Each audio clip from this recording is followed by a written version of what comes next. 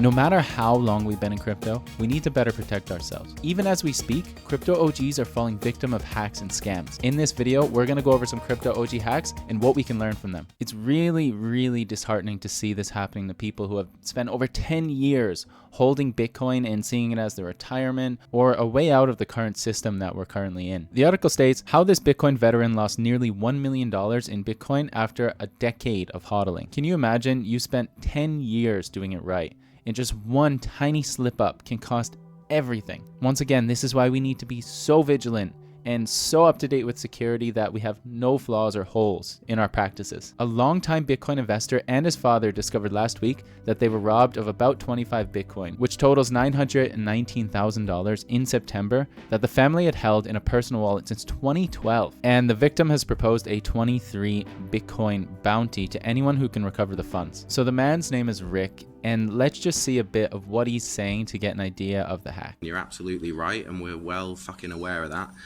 But look, long story short, and I didn't really want to drag him into this, but like, you know, my dad was the one who was looking after our seed phrases because he's a developer and he's much more technically minded than me, and you know, that was the situation. So the setup was essentially that using a password manager called KeePass. So, you know, it's a self-hosted password manager, so it's not like LastPass or anything on a centralized service. And the password to access the password manager that contains the seed phrases, you know, could only be unlocked by a password that only lives in my dad's head or my head, right? So, yeah, fuck. I mean, clearly our devices were compromised, and, you know, clearly someone was able to get into our KeePass password manager. Our current fucking theory is that, you know, the password to get into the password manager was only 30 bits, right? So clearly not enough fucking entropy. And I don't know, you know, either someone's got like a fucking keylogger on the device and watched one of us type in the KeePass password manager, and then they've, I don't know, got the file and then they've had the password through keylogging, or fuck, I don't know, like were we SIM swapped or whatever. You know, all I can really tell you is that yes, the fucking seeds were stored on an internet connected device in a self-hosted password manager.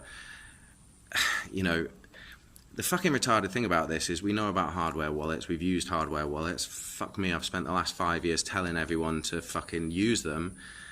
And, you know, it's just fucking sheer complacency on our part and thinking it could never happen to us. And you know, Really feel for Rick here. It's just so disheartening to see this because he was an OG. He preached for hardware wallets and keeping things offline, and then some tiny little slip up like this caused 25 Bitcoin to just vanish. Don't think you're immune to this. This can happen to literally everyone. We need to keep preaching the best practices for storing your old private keys and holding things offline. I will say that this is one of the things that got me stuck on Celsius. Is I was afraid on how I would even self-custody. So I wouldn't keep all my funds there because I was afraid to lose them. So you see, there's this huge dilemma. On one side, you can easily have your things stored by a CEX, a centralized exchange, and they will custody it for you, but then you have the chance of them going down or them going bankrupt, or their source code is old or outdated, there's hacks, there's bugs. And then on the other side, we have people that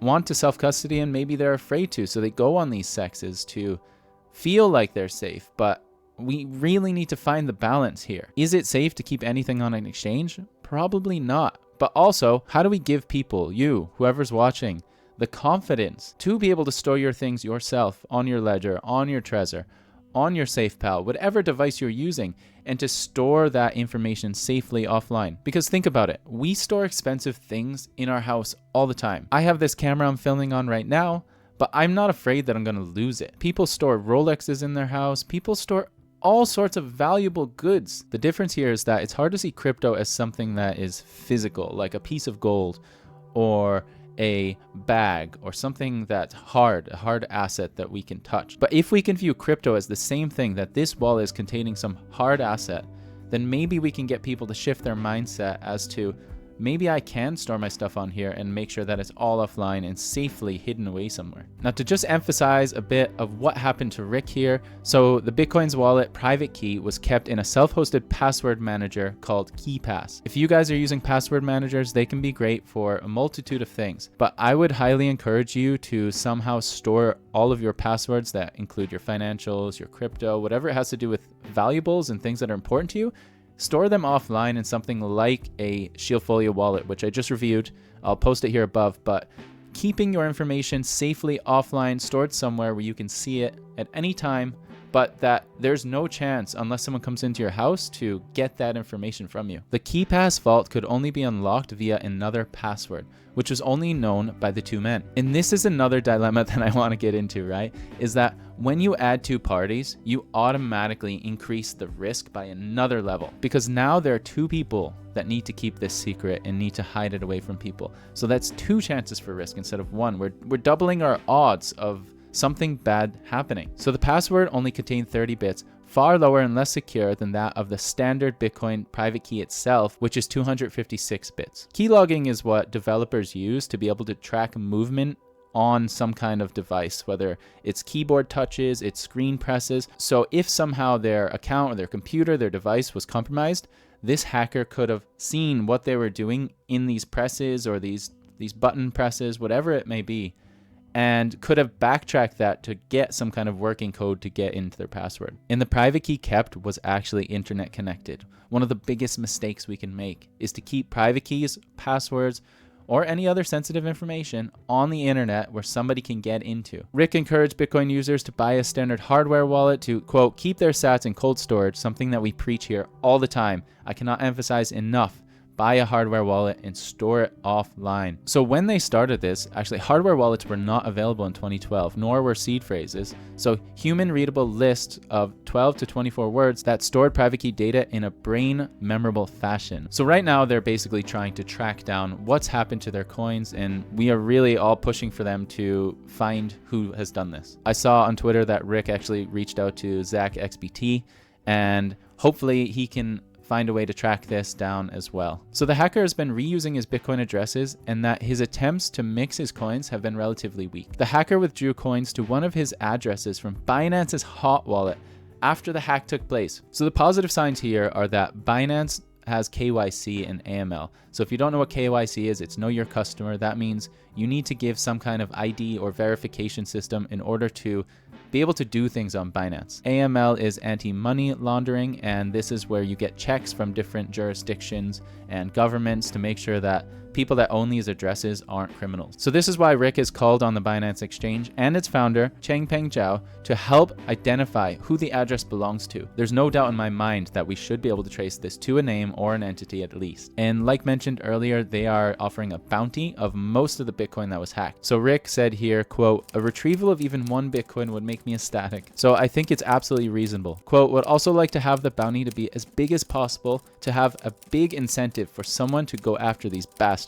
I completely understand what Rick's going through here, and I really wish him and his family the best. Let's track this case closely and see where it leads to in the next few days. Now, to just keep on this trend of Bitcoin wallets and hacks and hard storage, let's go to this next article, which says, if you created a Bitcoin wallet before 2016, your money may be at risk. Now, I don't think this applies to most of you, and for me personally, I started in 2019, so if you did start before 2016, really pay attention. But for anyone after 2016, this article is really important to understand the underlying code and things that go into wallets to make sure that we better protect ourselves in the future. A tech entrepreneur and investor lost his password for retrieving more than 600,000 in Bitcoin. So although experts were hired, they actually failed to help.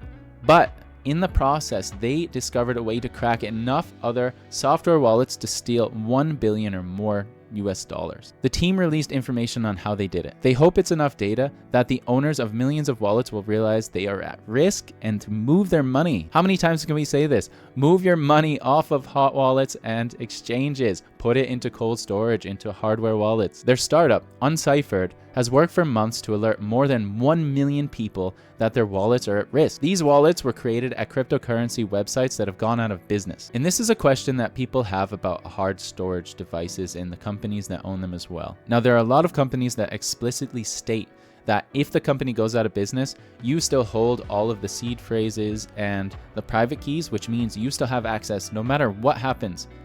Because actually these hardware wallets basically just setting up as an intermediary to connect you with the blockchain in order to create and secure your own wallets. I'd highly encourage you to look at the FAQs and do some research into the hardware wallet that you currently own or that you want to own, and to make sure that these are circumstances that will come if they are to go out of business. Many wallets were created with code containing profound flaws, and the companies that use that code can disappear. Even ones explicitly dedicated to securing funds are open source programs that few or no people oversee. Imagine this. So there are funds there is flawed code, and there's nobody there to update it or to help you to secure your funds. You're just literally at the whims of luck at this point. Quote, open source ages like milk.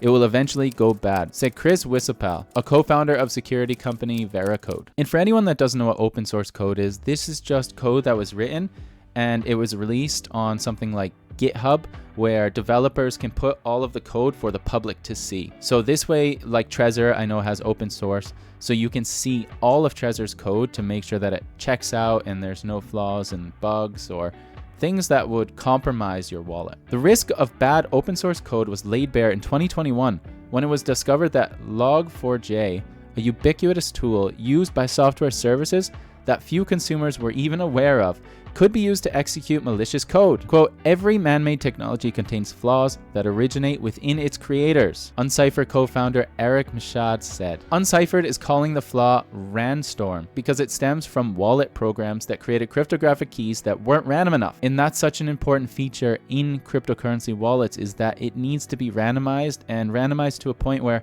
it's literally impossible to hack. There's too many hashes, there's too many numbers. It would take so many years or decades. Instead of crafting electronic keys that were 1 in a trillion and therefore very hard for an outsider to forge, they made keys that were 1 in some number of thousands, a randomness factor easily hacked. Think about that. We're comparing 1 in a trillion chance to 1 in 1,000 chance. So I tried to look it up to put it in perspective of something happening, and it seems here that there's a 1 in trillion chance to find your doppelganger, which is really interesting. But just the point I'm making here is that 1 in a trillion is exponentially times more difficult than 1 in 1,000. The fact that this is only 1 in 1,000 is really worrying, and people should be checking into this to secure their wallets. So this all came about from investor Nick Sullivan, who was an early Bitcoin believer who used blockchain.info to make a wallet in 2014. So unfortunately, he wiped his computer's memory without realizing that he had not saved his password manager,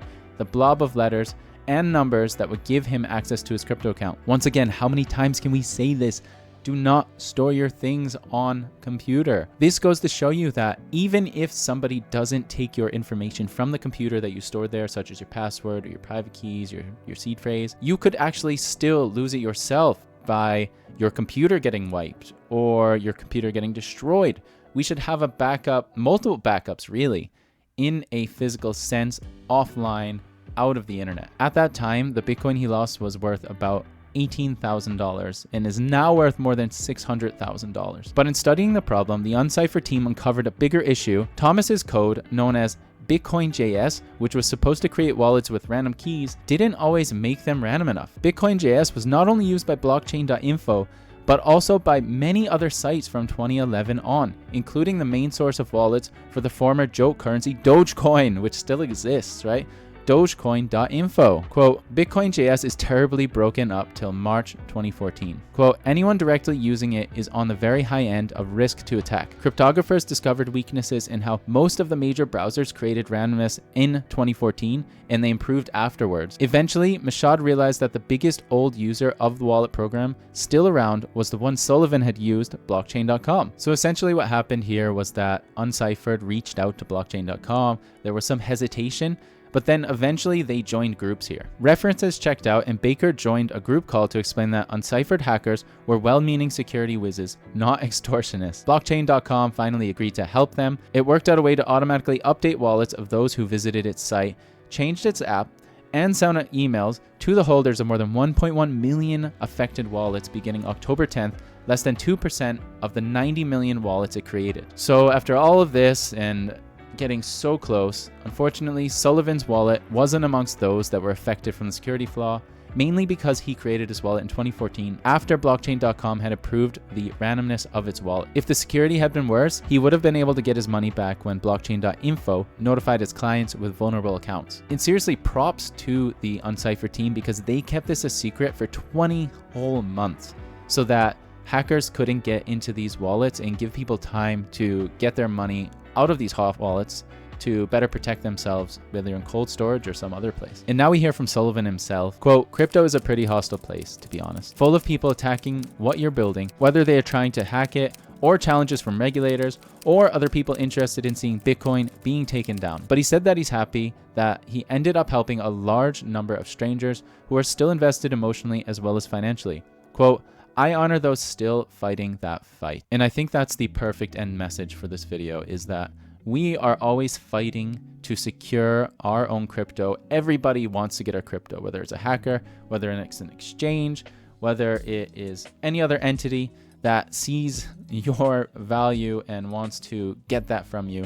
We need to do everything we can to secure our private keys, to secure our seed phrases, to use cold storage, and to protect ourselves and our investments for our future. If I can do this and I can hold things in cold storage, you definitely can too. With time, you do get better at it. If you're interested in getting your first hardware wallet for cold storage, I have links down below, and also how to back up your seed phrases. We had a recent video on Shieldfolio. You can watch that too. Also be sure to check out the recent video on Trezor and on Ledger Stacks. Until next time, and remember, not your keys, not your coins.